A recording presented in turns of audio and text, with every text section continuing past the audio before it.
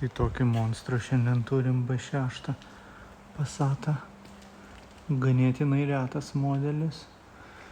VR632 benzas, smagi mašina. Štai toks salono apšvietimas padarytas.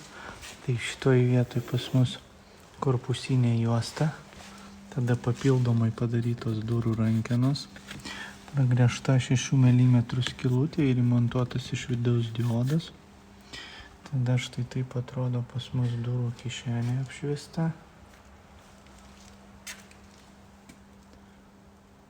Štai toks grožis.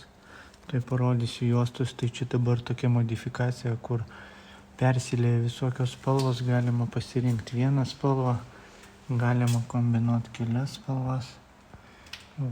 Kaip kam, kas patiko.